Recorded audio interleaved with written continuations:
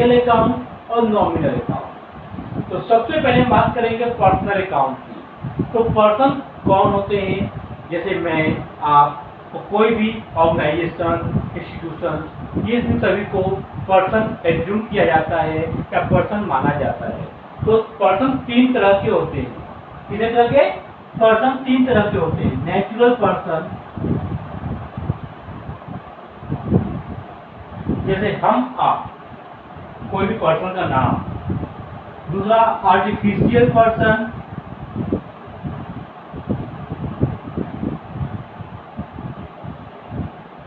Artificial person मतलब कोई भी ऐसा पर्सन जो कानून के द्वारा पर्सन माना जाता है, चाहे वो पर्सन हो अथवा पर्सन न हो। कोई भी ऐसी इंस्टीट्यूशन, ऑर्गेनाइजेशन और स्कूल, कॉलेज, बैंक, इन सभी को आर्टिफिशियल पर्सन की लिस्ट में डाला जाता है, क्योंकि ये पर्सन नहीं होते, लेकिन एक बार बिजनेस इस्टेब्लिश हो जाने के बाद, एक बार रजिस्टर्ड हो जाने के बाद, इन सभी को कानून की नज़र में, लॉ की नज़र में, अकाउंट की नज़र में पर्सन माना जाता है।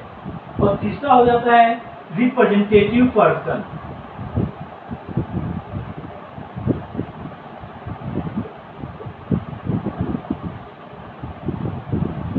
वो पर्सन या वो कोई भी टर्म, आइटम जो पर्सन नहीं है लेकिन किसी दूसरे पर्सन को रिप्रेजेंट करती है, तो उसको बोलते हैं रिप्रेजेंटेटिव पर्सन।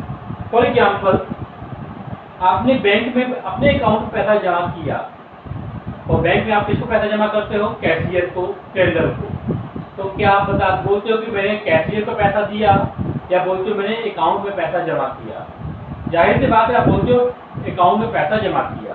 तो अब उस समय आपके अकाउंट को बैंक का वो कैशियर रिप्रेजेंट कर रहा है, तो he is the representative person for your own bank account. आप स्कूल की फीस जमा करते हो बैंक में, तो क्या होता है? आप ये बोलते हो कि स्कूल की फीस जमा किया कि बैंक में पैसा जमा किया। आप जाहिर सी बात बोलोगे कि मैंने स्कूल की फीस जमा की। देन बैंक का वो कैशियर, बैंक का वो डिपार्टमेंट स्कूल के आपके फाइनेंशियल डिपार्टमेंट को रिप्रेजेंट करता है, तो बैंक उस समय रिप्रेजेंटेटिव पर्सन है for your school financial department. तो रिप्रेजेंटेटिव पर्सन में कौन कौन से पर्सन, नॉर्मली कौन कौन से टर्म यूज किए जाएंगे, फिर सभी के बारे में बताऊंगा। तो रिप्रेजेंटेटिव पर्सन में सबसे पहले आता है कैपिटल, जो ओनर्स को रिप्रेजेंट करता है, जो आपके बिजनेस में आपको ही रिप्रेजेंट करता है, क्योंकि आपने अपना पैसा बिजनेस में लगाया है। तो capital is the internal liability for the business, it represent owner of the business. फिर इसके बाद आता है ड्रॉइंग।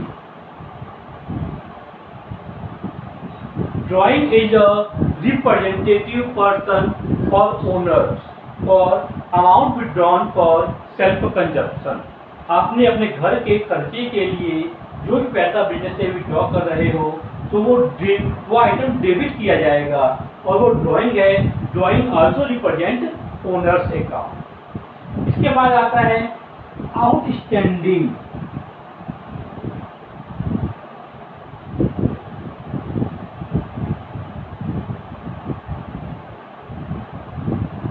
मान लीजिए आउटस्टैंडिंग मतलब बकाया। आउटस्टैंडिंग मतलब बकाया।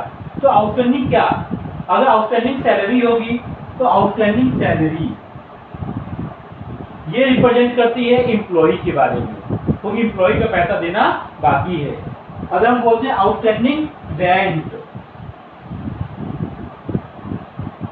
रेंट हम किसको देते हैं? लैंडलॉर्ड को। तो outstanding rent represent landlord. Same उसी तरह से प्रीपेड, अगर प्रीपेड रेंट है तो हम रेंट किसको देते हैं? लैंडलॉर्ड को। तो प्रीपेड रेंट लैंडलॉर्ड को रिप्रेजेंट करेगा। तो फिर आपका कहते हैं एक्रूड। एक्रूड हम किसके यूज करते हैं? इनकम के लिए, वो इनकम जो मिलना बाकी है। तो ये किसको रिप्रेजेंट करेगा? ये हमको इनकम मिलना बाकी है, तो जो इनकम देने वाला फर्म होगा, पर्सन होगा, उसको हम रिप्रेजेंट करेंगे एक्रूड के नाम से। फिर सेम उसी तरह से आ जाता है आपका अनअर्न्ड। अनअर्न्ड हम किसके लिए रिप्रेजेंट करते हैं कि आपने अगर कहीं से कुछ पैसा एडवांस ले लिया है तो वो आपको मिल गया है, लेकिन किससे मिला है उसके लिए आपको इन फ्यूचर कार्य करना पड़ेगा, तो वो भी एक पर्सनल अकाउंट रिप्रेजेंट किया जाता है। तो ये आपको हो गया रिप्रेजेंटेटिव पर्सन। अब मैं आपको यहाँ बताऊंगा पर्सनल अकाउंट का रूल क्या है। तो पर्सनल अकाउंट का रूल आपका रहेगा debit the receiver, debit the receiver and credit the giver. जो पाने वाला है वो हमेशा डेबिट होगा और जो देने वाला है वो हमेशा क्रेडिट होगा। जनरल सी बात है, एक ट्रांजेक्शन को हिंदी में हो या इंग्लिश में हो, आप देख के समझ सकते हो कि अगर उस ट्रांजेक्शन में पर्सन है तो पर्सन पाने वाला है या देने वाला है। दैट पर्सन इज रिसीवर और गिवर। अगर वो पाने वाला है मतलब रिसीवर है तो डेबिट होगा, अगर वो देने वाला है तो क्रेडिट होगा। तो सिंपल सी बात है, अपने आप को आप इग्नोर करके चलोगे, अपने बिजनेस को इग्नोर करके चलोगे। For example purchase from Ram and sons. तो आपके यहाँ दो टर्म आ रहे हैं, परचेज किया तो पहला टर्म हो गया परचेज, क्या परचेज किया होगा, गुड्स परचेज किया था तो परचेज लिखा, और दूसरा टर्म हो गया राम एंड सन्स। तो यहाँ पर राम एंड सन्स क्या है, राम एंड सन्स आपके लिए गिवर है क्योंकि वो सामान दे रहा है, तो गिवर है तो राम एंड सन्स क्रेडिट होगा। Amount paid to Ram and sons, आपने राम एंड सन्स को पैसा दिया, तो यहाँ दो टर्म हो गए, कैश जो पैसा गया और दूसरा राम एंड सन्स जो पैसा पाया। तो राम एंड सन्स यहाँ पर रिसीवर हो गया, तो राम एंड सन्स यहाँ पर डेबिट होगा। अब मैं आपके सामने बात करता हूँ रियल अकाउंट के बारे में, तो इसको रब कर रहा हूँ, ये बात देख लीजिए।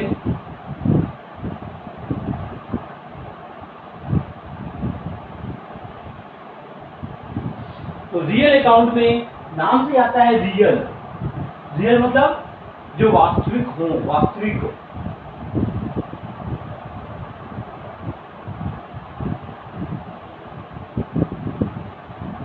वास्तविक खाते, तो जो वास्तव में हो, वास्तव में क्या हो सकते हैं, all the items assets which are tangible, जो आप देख सकते हो, छू सकते हो, महसूस कर सकते हो, उन सभी को हम लोग बोलेंगे रियल, रियल थिंग्स। तो रियल थिंग्स से रिलेटेड है रियल अकाउंट। तो रियल थिंग्स आपके क्या क्या हो सकती हैं, cash, goods, furniture, plant and machinery, land and building, ये सब आपके रियल थिंग्स हैं, रियल एसेट्स हैं। Stationery, use tools, spare parts, तो जो भी आपका रियल अकाउंट है।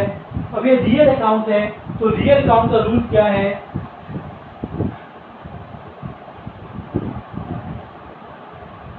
डेबिट व्हाट कम्स इन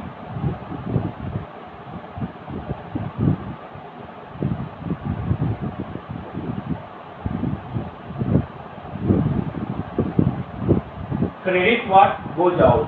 जो भी बिजनेस में थिंग्स आएंगी वो डेबिट होंगी और जो बिजनेस से थिंग्स जाएंगी वो क्रेडिट होंगी। तो मैं यहाँ बात करूँगा सेम पुराने ट्रांजेक्शन को, purchase goods from Ram and sons. तो आपके यहाँ दो टर्म आए, गुड्स और दूसरा राम एंड सन्स। गुड्स आपने परचेज किया था तो आप टर्म परचेज को ही यूज करोगे।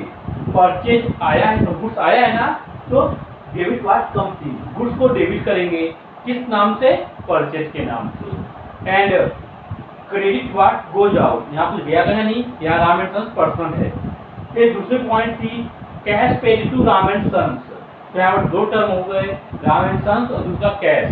राम एंड सन्स तो पर्सनल अकाउंट का है जो रिसीवर था बता चुका हूँ, और दूसरा cash, cash is going out, cash जा रहा है, गोज आउट, तो कैश को क्रेडिट किया जाएगा। और मैं आपके सामने जाता हूँ तीसरा पॉइंट नॉमिनल अकाउंट को लेकर के, तो इसको रब करने जा रहा हूँ।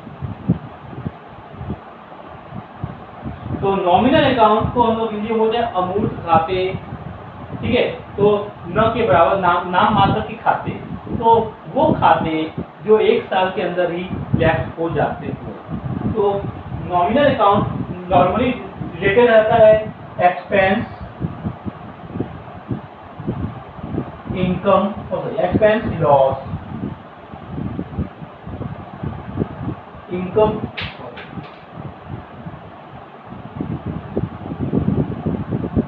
Income gain. तो नॉमिनल अकाउंट आपका नॉर्मली रेट करता है एक्सपेंस लॉस से, इनकम गेन से। तो नॉमिनल अकाउंट का रूल क्या होगा? All expense and loss are debited. All income and gain are credited. जितने भी बिजनेस में एक्सपेंस और लॉस होंगे उन सभी को डेबिट किया जाएगा, और जितने भी इनकम और गेन होंगी उन सभी को क्रेडिट किया जाएगा। तो बिजनेस में आपके रोजमर्रा के बहुत सारे खर्चे होते हैं, तो जो खर्चे हैं वो डेबिट होंगी और जो इनकम हो रही हैं उनको क्रेडिट करेंगे। तो नॉमिनल अकाउंट का रूल होगा all expense and losses are debited, all income and gains are credited. तो यहाँ पर एक्सपेंस या लॉस होगा तो डेबिट होगा, इनकम या गेन होगा तो क्रेडिट होगा। हम बात करें एग्जाम्पल से। कमीशन रिसीव्ड, आपको कमीशन मिला, किससे मिला? किसी एजेंट से मिला होगा, किसी पार्टी से मिला होगा। तो आपको मेन बात है कमीशन मिला। तो कमीशन आपके लिए क्या है? फायदा है कि लॉस है? तो मिला है तो फायदा है, तो कमीशन क्रेडिट होगा। और क्या किस रूप में मिला होगा? कैश के रूप में मिला होगा या इन फ्यूचर मिलने वाला होगा। तो कमीशन मिला है तो कैश आया और कमीशन इनकम है, तो commission will be credited and cash will be debited. Rent paid, rent आपने दिया, तो दिया है तो खर्चा है कि फायदा है? जाहिर सी बात है, हमने दिया है तो हमारा खर्चा होगा। तो जब खर्चा होगा तो रेंट के नाम से रेंट इज अ डेबिट, तो रेंट को डेबिट कर देंगे, और पैसा गया है तो कैश को क्रेडिट कर देंगे। तो इसी के साथ गोल्डन रूल में कंप्लीट करता हूँ। अब मैं आपको बताऊंगा अमेरिकन रूल्स।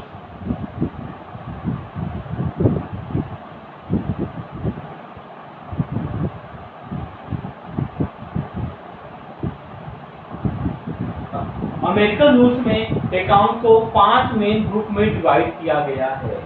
तो 5 ग्रुप कौन कौन से होंगे बता रहा हूं।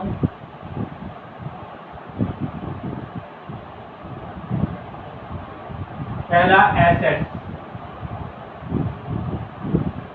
दूसरा लायबिलिटी, तीसरा कैपिटल, चौथा एक्सपेंस एंड लॉस, और पांचवा इनकम एंड गेन। तो अब हम यहाँ देखेंगे कि क्या हो रहा है। एसेट्स इंक्रीज इन वैल्यू,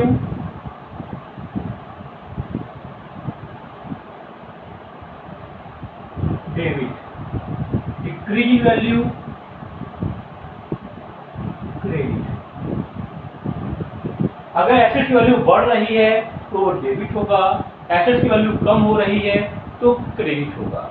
और ध्यान दीजिए, purchase goods against cash, for cash, तो गुड्स आया, गुड्स एक एसेट है तो परचेज अकाउंट डेबिट, कैश गया, कैश एसेट्स है, कैश कम हो गया तो टू कैश अकाउंट। सिंपल सी बात है एकदम। फिर बात करते हैं लायबिलिटी की। तो liability is opposite then assets, तो इंक्रीज इन वैल्यू क्रेडिट और डिक्रीज इन वैल्यू डेबिट। तो लायबिलिटी कम होगी तो क्रेडिट होगा, कम होगी तो डेबिट होगा, और बढ़ेगी तो क्रेडिट होगा। Capital is just like liability, increase, किसी भी कारण से कैपिटल बढ़ रही है तो क्रेडिट, और डिक्रीज तो डेबिट। अब बात करेंगे एक्सपेंस की। तो एक्सपेंस बढ़ेंगे तो डेबिट होगा, increase debit like assets and decrease तो क्रेडिट। और इनकम या गेन इंक्रीज होगा तो क्रेडिट और डिक्रीज होगा तो डेबिट। तो इस तरह से आपके रूल्स बनते हैं अकाउंट के, इसका आप ध्यान दीजिएगा और यही रूल्स आपके पूरे साल भर काम आएंगे, जिसके ऊपर आपका पूरा अकाउंट बेस्ड होगा। प्लीज इसको आप और एक बार, दो बार, चार बार ध्यान से सुनिएगा ताकि आपके सारे डाउट्स क्लियर हों जर्नल एंट्री से और rules of debit and credit से संबंधित है। तो अब मैं आपको अपने अगले वीडियो में बताऊंगा कि जर्नल एंट्री किस प्रकार से पास की जाएंगी। जी धन्यवाद। आशा करता हूँ आपको मेरे द्वारा बताई गई सारी इंफॉर्मेशन रिलायबल लगी होंगी और आपको अच्छी लगेगी, आपको जल्दी समझ में आएंगे कि rules of debit and credit और जर्नल एंट्री हम कैसे पास करें। जी धन्यवाद।